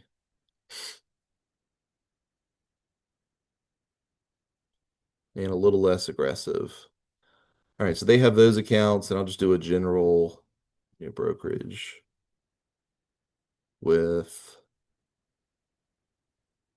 be joint with 25,000 and some basis. And let's say with that, they are, a little more middle of the road. Um, if we were actually talking and doing a plan, I wouldn't get into every single one of these details. There's certain things in this program I just skip over. I don't normally put properties and things like that. I only use this as a way to calculate kind of the financial like investment instruments. Your income and what you're saving, and then pensions and social securities that are coming out to you, and then how to, and then use this as a way to figure out what we're doing with all the excess that's going to fill in the gap. So like there's lots more that we can do here. Sometimes situations are unique and they call for analyzing like company stock plans. Again, I don't use this tool to talk about debts and properties and things like that, or even really insurance need. So that's the reason I skip over a lot of this stuff. But we've got a placeholder of some investments in here. Also, because of the way the plan's structured, I don't worry about what your current living expenses are. We're only looking at post-retirement at this point. So let's say goal-wise, um, again, husband and wife, 60 or 55 and 52. And let's say just as a basic starting point, I don't know what this is going to look like. They both, well, let's say they want to retire at 65 and 60. So they want to retire together, same time, same year. So January 2035, he will have just turned 65. She'll be 62. Um, pretty good starting point. That puts Medicare on the table for him, which makes it easy. That at least puts Social Security on the table for her if she chooses to take it. So let's say it's a good starting point.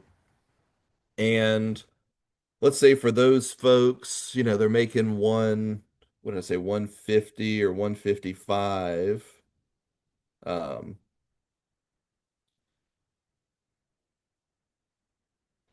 so let's say their take home pay, you got taxes, you got contributions. Uh,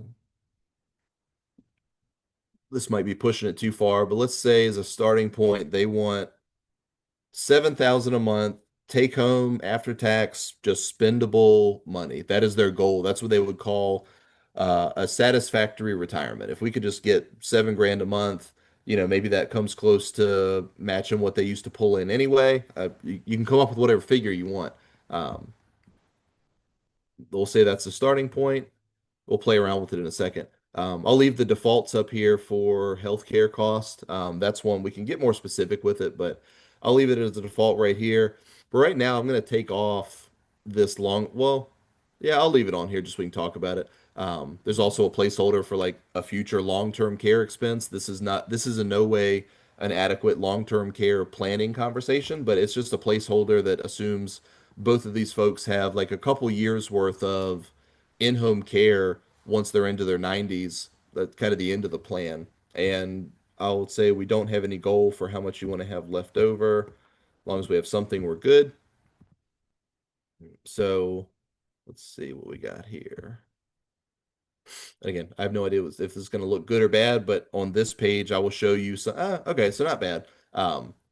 Yeah, so I would go through that exercise with anybody, gather their information, get real numbers, get a lot more meticulous than I just was. And then, this is kind of where the discussion happens and we play around with it. So, as a starting point for those folks, for the general, sorry, the general 65 or 55 and 52-year-old that want to retire in 10 years. They've got decent jobs, making about 150 between the two of them. They're saving, he's doing 10%, she's doing 3. They're probably a little light on that, but they're doing some saving and they've got a decent amount. I think it was like 620 total between about 650 between all accounts. Um, Mostly in company 401ks and then a little bit in kind of an account they started themselves. So with them, if they just walk this out and said, okay, at 65 and 62, if our, kind of basic assumptions on return, if they play out, if we get a decent return, if we keep saving like we're saving here, if we keep this 10%, we keep everything going, um, what are the odds that we get to 65 and 62? I'm gonna change this to retirement. One second. So the whole calculation here is what are the odds that at 65 and 62 we can just stop working so the income stops, the savings, everything like that stops, and we just start pulling enough from various sources to get 7,000 a month after tax in hand, ready to spend, and technically a little above that because I keep healthcare out as a separate expense. It's not shown as line item on here, but this is actually pulling 7,000 plus pulling a few hundred more, actually several hundred more to cover healthcare. Most folks are used to healthcare already being paid for before they get their take home pay anyway. So that's why I keep it separate. Oh, hang on one second.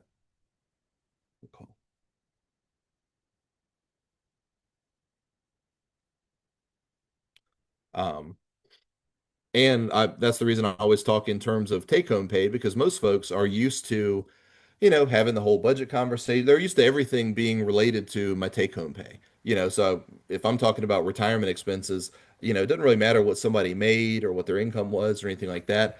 You live on take-home pay. So we want to, you know, target whatever that number is going to be. It doesn't have to be that your retirement goal is the same, it doesn't have to be the same take home as you're already used to, but again, sometimes I've asked folks, I'll say, okay, hey, you want to retire? How much do you need every month? And they get kind of a blank stare and don't really know because, I mean, technically, if you got stuff paid off, people can live and survive off of 3 or 4 thousand a month. Like you can keep yourself alive on that, but it doesn't mean you have to. So I usually start the conversation with, what are you accustomed to bringing in now to run your household?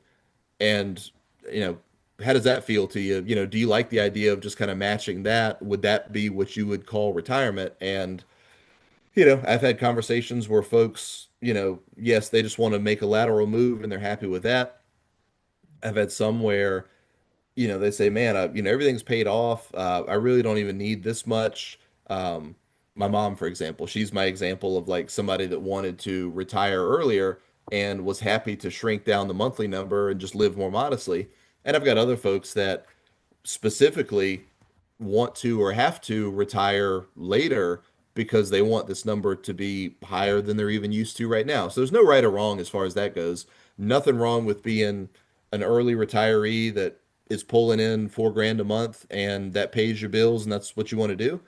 And there's nothing wrong with sticking it out a few more years in a job if it will allow you to live on 10 grand a month, if that's what you value. I try my best to not impart any of my own opinions or values on that because any of those folks are right. My goal with doing planning and stuff like this is just to make sure whatever you say that you want to do, whatever combination of age, spending, anything like that, I just want to help you understand if it's in balance or not, if it's realistic. Because, if you're a little too ahead of yourself on this stuff and then you run out of money when you're 81 years old, you're probably showing up here and talking to me about it, and I don't want to have that conversation. Um, so this is meant to keep somebody on a good balance of spending a good amount, and you definitely want to enjoy and get the most you can out of your retirement, but not put it at too much risk of running it into the ground and just being left with, Social Security and nothing else. So back to kind of what's happening up here. And actually, I'm going to take some of the stuff. I'm just going to clean this up real quick just to get some of the stuff off the list here. We don't need to see all this stuff. So Social Security, we don't need debt strategy. We don't need tax strategy right now. We don't need education. We need monthly.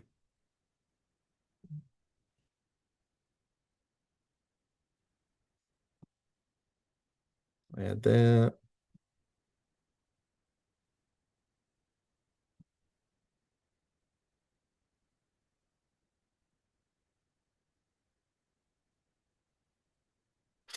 All right. So not as much stuff to look at here. All right. So if I was having this conversation with these folks, I would say, okay, hey, at first glance, this is not the end of the world. To put the numbers up here in context, and for y'all too, ignore what's on the right here. So on the right is just current numbers, whatever we put in. On the left is kind of what we're working with as we look to adjust things. So this is the adjusted as we make tweaks and kind of fix places we can find to fix. We'll try to get this number up. So we're only really looking at what's on the left here, and even within these two numbers, don't really worry about this one if you see it going up or going down. This is kind of an example of how much money this person or this family would still have to their name if everything we're talking about here played out exactly like the projections say. Steady return every year, steady spending, no deviation there. That's not going to happen. So I don't really worry about like if our changes we're making are increasing or decreasing this number. I'm not necessarily concerned with that. I'm really only looking at this one. So this is what's called a Monte Carlo simulation. I don't know why it's called that. But it's basically taking all these inputs, taking in this person's age, their assumed growth, how much risk we're taking to get that growth, what the investments look like. Um, so all of our money coming in and then offsetting that with the retirement date and then kind of analyzing all the money coming out. So this is running, like 1,000 scenarios of good market cycles, bad cycles, middle of the road, all the different ways it can go. Because none of us know, we can go by averages, but we don't know if we got a string of good years ahead or bad years ahead or anything like that. But it'll run 1,000 scenarios of a bunch of great years where you end up phenomenal, a bunch of terrible years where things don't work out. And the 66% or whatever the percentage is, that is just when it says probability of success, it is the probability of living out to the end of this plan without running out of money, without running out of like your liquid money, your 401k money. Um, doesn't really matter if it's kind of a string of bad years and you're left with $200,000, that's still success. Failure would be if you run out of money early and we just have Social Security at that point. So that's what just wanted to define what this is. To put it into further context, I'm happy if this thing is about 75 to 80%. That's all I'm looking for to say, hey, I think I can handle this for you. Let's put this thing together and I think we can do it. Um, it might logically, you might think, hey, 66, that seems a little low. I want this thing to be 100% before I possibly retire. The only way to get it up to 100 is to either have all of your necessary income, all of that $7,000 you want, either to have all of that coming from a guaranteed source, pensions or annuities or, Social Security, either have it all coming from there or be taking such a small distribution rate, like, living on, for example,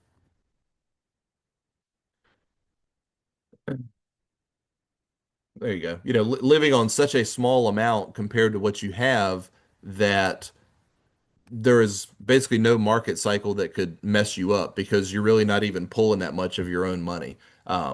This person will be living so close to what their pension and Social Security are already providing, you can't really mess it up at that point.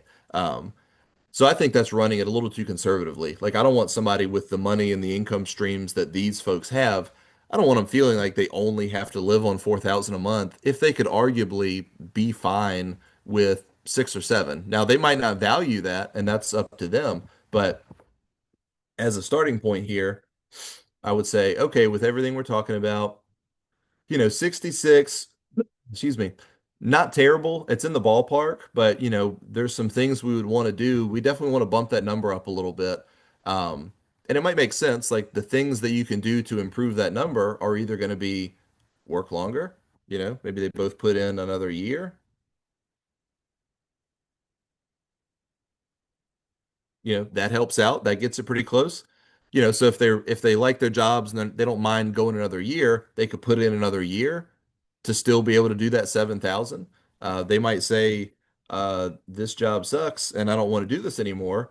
And I also don't need $7,000. I can probably make it with 6. What does that do? Like I don't even need 7. I don't know why you came up with that. Um, that puts them in an even better spot. The biggest single variable is how much you want or need to spend in retirement, because this number is coming out this month, the next month after, and every month after that for, potentially 25, 30 years. So this is the most impactful of all these different things. But, there's all kinds of little things we can dig into and adjustments to make just to try to get that up. So let's say we want to stay at the 7. So an example.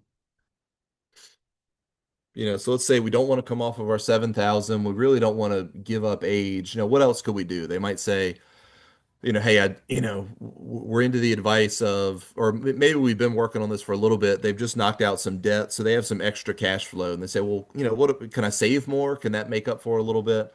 Well, I'm sure it can. So, we could look at the impact of maybe they're both able to bump themselves up to 15%. So we're doing 15% as a household.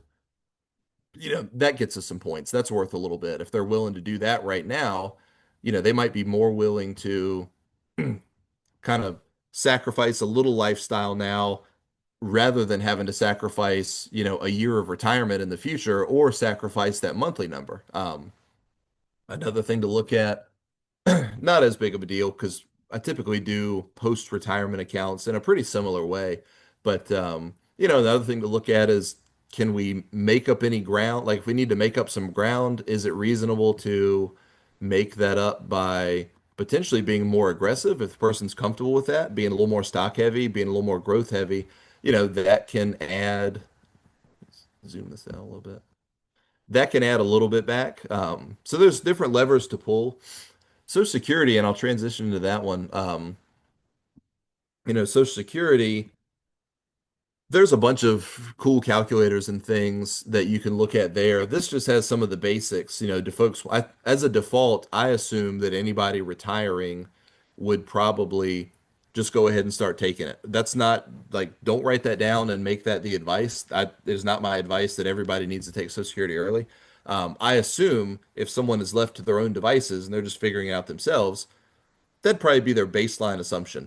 I'm retired. I might as well turn this thing on. So I use that as kind of the starting point. But again, that's just one of those different options. And sometimes someone taking it at, let's say full retirement age instead, sometimes it helps, sometimes it hurts. Kind of depends on the bigger picture, how much other money someone has. For this person, for example, it doesn't really move the needle. Because if you're taking your Social Security later, you're spending more of your own money earlier.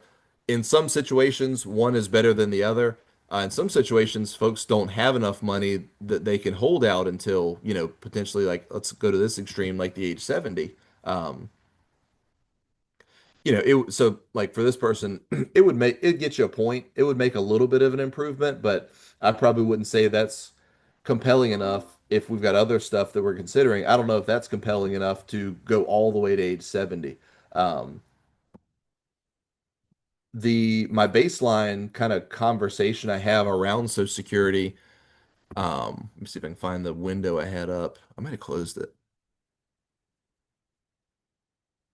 Oh no, here it is.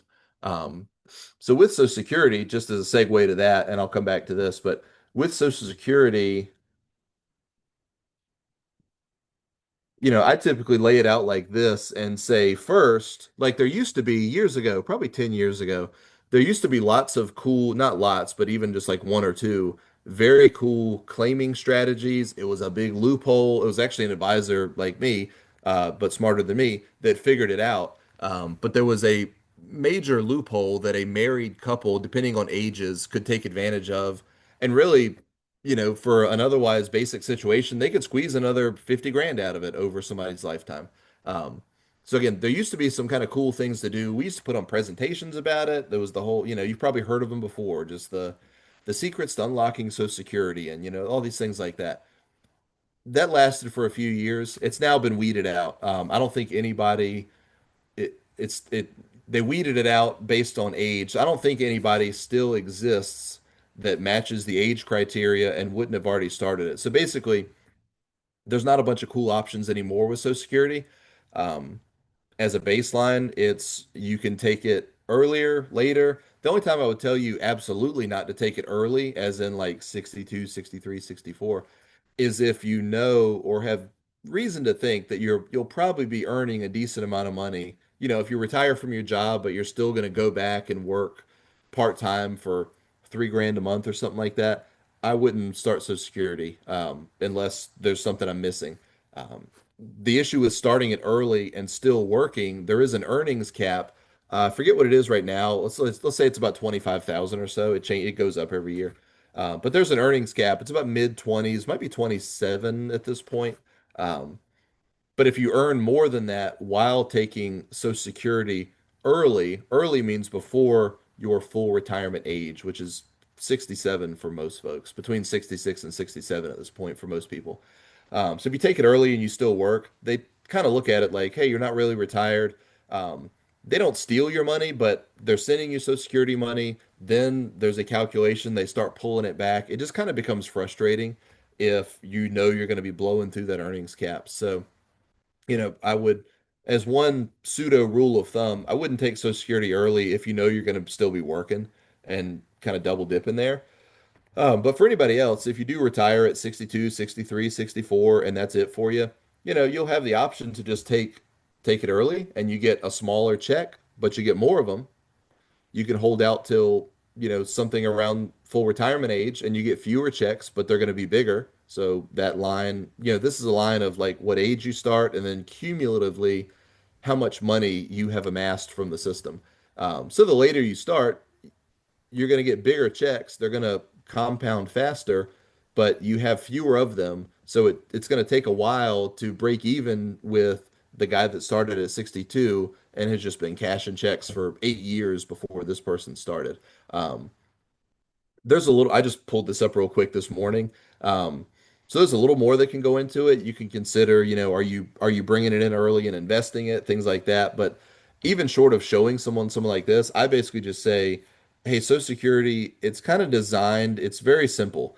It is designed to give the average person about the same amount of money if they live to full retirement age. Now, of course, there's some little deviations, but I would show something like this and say, and it would be skewed a little bit if you assume kind of some investment return. But what I normally say comfortably is, whether you take it at 62, 66, 68, 70, you'll get a lot of little checks, you'll get a few big checks, whatever the combination is. All those lines converge somewhere in this like early to mid 80s range. You can say that one right there is probably 82, 83, that one's 84. So somewhere between like 82 and 84. Wouldn't you know, that's life expectancy. Um, that is kind of normal life expectancy. You can get into different demographics and things, but um, basically the system is designed that, they don't care about one person over the other. They just assume like on average someone's going to live to probably early to mid 80s. So some folks are going to get a lot more, some will get less, but it's designed to give the average person about the same amount of money if you live to mid 80s. So I would lay that as a groundwork to say don't stress too much about, what's the perfect time to take it. I would say it's designed that there is not a secret perfect time to take it. But you could follow that up and say, hey, are there health issues? Are there positive health issues? If grandma is 112 years old and there's lots of longevity in your family, you might have good reason to think you'll make it well beyond your 80s. That might be an argument for taking it later. Um, if you're very unhealthy, whether it's lifestyle or unfortunately chronic illnesses or whatever it might be, that you don't think you'll see the better part of 72 years old. I hate to say it that way. But you don't think you've got longevity and you've got reason to believe that, then you typically be wise, depending on the other work situations, but you typically be wiser to take it early, if you think, again, I hate to talk about this, but if you think that, your lifespan might be a little bit shorter, you would have gotten more money with an earlier claiming strategy. So none of us know. Again, there's not a perfect age, so it's just one of those things we talk about, and just make a judgment call based on the information we have. The only way you kind of find out if you did it perfect or not is once you die. You'll then know if you made the right choice or not. But yeah, so Social Security, I just wanted to kind of uh, take a little sidebar on that one because it's something that everybody asks about. But I would say, not a super stressful or complicated scenario. Again, there's not a right or wrong answer, and I think that as a baseline, you can base your answer on health and longevity. You can base it on, other assets and other things you have. I think you can just go back to kind of your general plan and say, okay, not based on like if there's not a perfect answer on the list here, let's sort through them and kind of look at some different combinations and see if any of them move the needle for me based on the money I've got, the years I'm talking about retiring. So for this person, I would probably keep it as if we're looking at 66 or 76, 76, we're looking at a point or two here or there.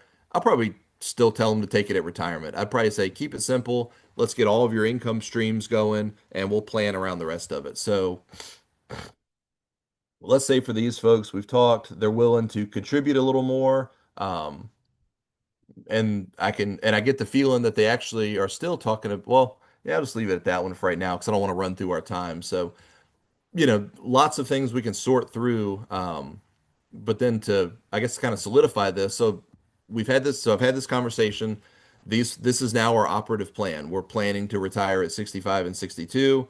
We've got a placeholder for healthcare costs. We assume there's going to be some future long-term care costs that's factored in here.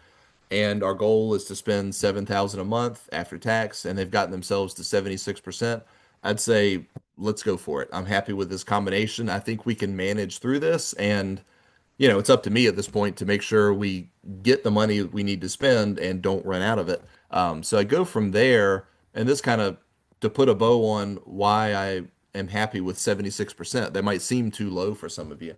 Um, but if I go further towards the cash flow part, this kind of shows what actually happens. So look at the summary, and forgive me, I like stuff like this. It makes good sense to me. I know this is a lot to look at. Don't worry about, poring over all these numbers, but this is just upcoming years of these folks continuing to earn income from, 50s on through the early 60s. So for a while they're earning income, they're paying their taxes, they're making contributions, they're making those 15% contributions we talked about.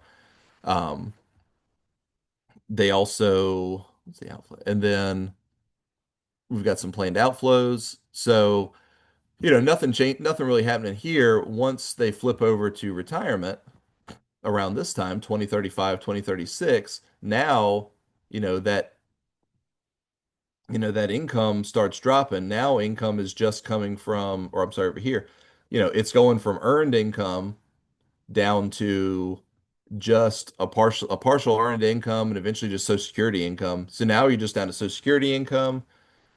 We have now a higher level of just expenses that we have to pay. That's that living expense number that is inflating every year. We account for inflation in here. Um, Account for taxes, depending on where we're pulling money from, total outflows. Anyway, where the rubber kind of meets the road and why I say I'm happy at 75 to 80%, I kind of know once I get over here to the cash flow page, like where this goes from just doing some calculations and talking hypothetically about like what is the computer telling us, where it comes over into the real world is once we retire, we have a mandate of how much needs to come out of your accounts to cover that tax bill and whatever other income you need that Social Security and pension is not already covering. So like this kind of becomes the job is okay, computer plan is telling us we need to come up with 44, 47, 56, 65, an increasing amount of income every year from, a potential base of accounts of a couple $1 million. That sounds like a lot, but we're talking about having 600,000 now, continuing to defer that and have that grow for 10 years. It could easily more than double in 10 years on its own. Plus, we've got 10 years of contributions now at 15%, 10 years of matching. So not a crazy number. I mean, this is built on probably a 7% return assumption. It's not, I'm not saying we're making 15%. This is a modest-ish return. So, if the rule then or the mandate then is, hey, we got to pull, let's say 44, 45,000 off of 2 million, you're ultimately talking about a 2.25% distribution rate. That's a little low early on because of taxes and where the accounts are. So I'll say even a few years in, let's say we're pulling 68 or I'll round it up to 70 off of, and I'll round this down to like 2.5 million. Even that is about a 3% distribution rate. Let me take out one thing and I'll just balance it out a little more. I just want to show kind of one other point. So I'm going to take out the assumption for this massive future long-term care expense. We'll just say we're just going to wing it. And I know a lot of people joke and say, oh, if the time comes, just, roll me off a bridge or whatever. So we'll just assume that we're not planning at all for long-term care. And because of that, we can afford to bump our distributions up a little bit. There's just one point I want to make with the cash flow stuff. Okay, cool. So yeah, let's say if we're not assuming future long-term care expense, we're just rolling the dice. We can actually spend 8 grand a month, all things considered. So if we do that, go back where we were, roll down.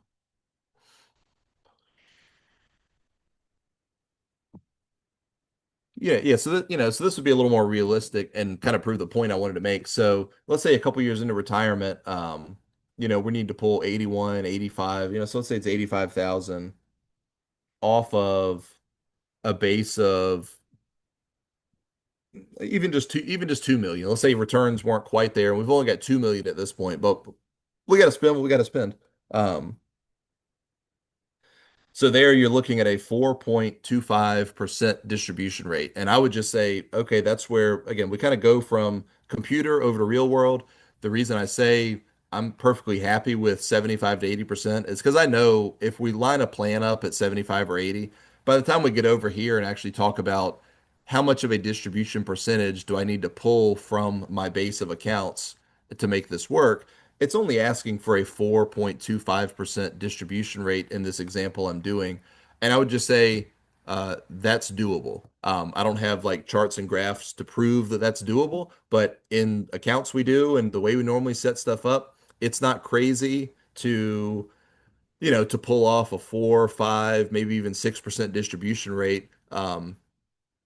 Without a real aggressive account. I mean, there's some alternative things we do that can kind of boost income, but we typically try to get accounts set up post-retirement where um, most, if not all, of that distribution is going to come from dividends from stocks, yields off of bonds, money that keeps getting generated in your accounts rather than us just always walking the line of having to sell things to free up money. Again, that's kind of getting that's more of a one-on-one conversation if we get that far. Um, but as far as planning, yeah, I just wanted to touch on some of the big variables that goes into it, I guess, as a takeaway for any of you guys. So y'all are, you're still working. So I hit on Social Security. And as far as how you would plan that, I'd say that there's nothing really do or work on with that at this point. I would say just give consideration and really the reason to start looking at this stuff now, 5, 10 years ahead of retirement. Like, I don't think you need to look at it when you are 40. Like again, if we talk like we did a second ago talking about IULs and Roths and things, unless you say you're planning to retire in 5 years, we're not looking at this. This would be overkill for somebody 40 years old with a 20 plus year horizon. I think it's just way too much of kind of a future assumptions. All I would do for somebody 35, 40 like me is run through the steps. And I'd say just keep on doing good things and you will build yourself up to a good point that once it makes sense to get into this conversation, you'll have a good savings rate, you'll have a good asset base, and this stuff will just kind of work out, honestly. But if you're 5, 10 years out from retirement, definitely good to go ahead and start looking at this because, again, one main goal is just to really understand, okay, what's the balance here? Am I realistic with what I think it's going to play, how I think it's going to play out in a few years, or am I thinking, I'll be able to live on 10 grand a year and it's going to be a wake up call if I don't figure it out now. So part of it is just kind of getting a baseline for what direction you're going. And especially if you've got 5, 10 years, it's the more time you have, it is more impactful to catch things like this where um, you were doing, let's say 10 and 3% and without thinking about is that enough or not, like that's leaving us a little short. But all it might take is a little tweak to contributions to make up any kind of shortfall. So it's like kind of some value in looking at the stuff a little bit ahead of time just to understand what path you're on and maybe you can catch things that it only takes some small adjustments to get yourself back on track rather than something super drastic where you have no choice but to either drastically cut your spending, increase this a couple years, if you can't come up with, a 30% savings rate or something extreme. So, definitely some value in looking at this. If you're closer, if any of y'all ever want to go through this and chat about it with me, perfectly fine. Again, that won't be something like you don't get a bill for that. Like if y'all just call me and say, "Hey, I'm in the Well Water Association," I'm happy to you know, whip this up with whatever degree of detail you want to give me, and we can talk about it. And I mean, if it does turn out that like, hey, there's accounts and stuff, like, and we end up doing that, that's cool. But like, I promise I won't beat you over the head for that. If all we do is I give you some information and you say, cool, I feel a little better educated about this, that's fine. Um, so that I wanted to touch on. I won't hit on because we only have 7 minutes, so I don't want to get into something I can't really wrap up. But the only other things I was going to talk about were, and this can just be something that it's definitely more of a one-on-one conversation anyway. So if any of y'all think that retirement is in your future, let me close this. I'll stop sharing. If any of y'all think that, retirement is on the table, can you see me now or the screen? I'm back. Um, yeah, so just the other things we can talk about that I won't do here. If anybody thinks retirement might be coming up before 59 and a half, 59 and a half is kind of an operable government retirement age. It's when a lot of your retirement accounts become easier to pull from. If anybody thinks they've got retirement on the horizon earlier than that, I had on my list several different loopholes, strategies, workarounds. There are ways to utilize and kind of get to your money in the proper way, even if you're not 59 and a half yet. So if anyone's got like an early retirement thing, we can definitely talk about that. I won't go into it now. But that's better as a one-on-one conversation anyway. Um, Questions about like Roth conversions, just different little strategies. If any, no one in here is probably over 70. I don't know who's here or not, but probably not, Christina. Um, I'm not sure. Bob Okay. might be close to that age. Well, if anybody, even if they're watching the Bob's recording, retired. So Bob's retired. Bob's okay, doing some side work. And Bob, you're muted. I'm not sure if you're trying okay, to talk or not, but I was interested to see if he had any questions or okay. comments. Well, yeah. So I just am retired. Yes. okay, cool. Yeah, so just to let you know, other stuff we can talk about, but again, better as a one-on-one anyway. If it is somebody well into retirement, we can talk about RMDs and what's coming up there. Currently, they're set for age 73. They keep getting pushed out. So somewhere between age 73 and 75, folks have to start pulling from retirement accounts. There's some things to talk about with that. Um, there's some charitable stuff you can talk about if you're over age 70, really 70 and a half, as far as ways to use like pre-tax money or IRAs to give charitably if you're so inclined. So those were just some of the other little random things and bits of knowledge that I was going to touch on. But like I said, I won't bring it up here because we got 4 minutes and I'm surprised I went this long. Um, but just if that sparks an interest for anybody, if you want to talk about again how to get access to your money before 59 and a half, there's stuff we can talk through. It's more doable than you might think. Or if anybody's 70 and beyond, we could talk about RMDs and some of the particular rules and things that apply to those folks. So I'm yeah. already taking RMDs. Oh, are you, man? Yes. Cool.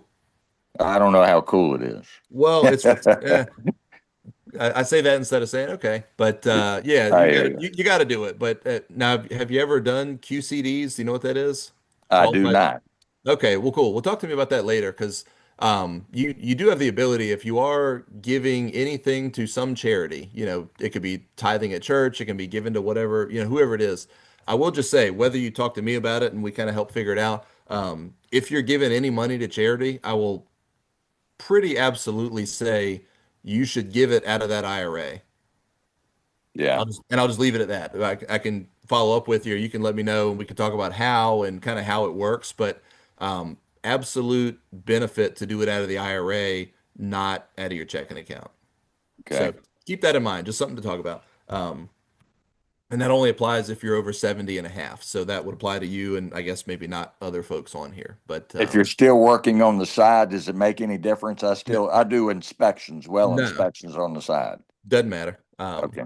Doesn't matter. So yeah, let me know and we can chat about that if you want to. Or again, if you might already be working with somebody, ask them about it, or ask them about it and then say, why didn't you already tell me about this? But yeah, so that's all I got on my list that I wanted to go over. Happy to. It's probably not time for questions right now, but yeah, honestly, I think what do we say? There's 11 people on here or something, probably including me and Christina, so really nine of y'all. Um, but yes, feel free to. Can you put your contact information Yeah. back up? Yeah, let me share the screen again real quick. Thanks, buddy. Yeah, share current. Yeah, so I got it right here. Name, it's our address. We're down in Midlothian. You're honestly just free to call my cell phone. I picked that one up or quicker than I picked the office phone up. So yeah, feel free to give me a call. That's my email address. But yeah, if you want to say, hey, I was in the well water group, wanted to ask about this. I'm happy to just be kind of an open resource if y'all don't have anyone else to talk to about it, or you're just intrigued by the way I talk about all this stuff for some reason. Um, but yeah, feel free to let me know. We can do phone calls, we can do Zoom. Well, I can't do Zoom. I do Teams meetings, but we can do video meetings, or if you are somewhere in the area. We do have a cool office over here in Midlothian, so would love to meet with anybody in person if you're actually in this area. But I guess y'all are probably all over the place in Virginia, that is. Yeah, I have a lot to do today, but I definitely want to give you a call when I can Sure. sit down and talk. Yeah, definitely. Definitely. Well, cool. Well, we're coming up right at 10. I don't know if this thing's going to shut off or not, but that's what I had. I'll leave my information up right there. But yeah, I again I always enjoy the opportunity to just get to talk about the stuff that I talk about every single day. It's one thing I feel like I halfway know a lot about. So yeah, if y'all need anything, let me know. Hopefully, it gave you just some ideas and kind of some things to think about. And again, as a follow-up, happy to help you guys however I can. So Thank you, Alex. Appreciate it. you are very welcome. Thank you, everyone. I'm going to go ahead and stop the recording. Cool.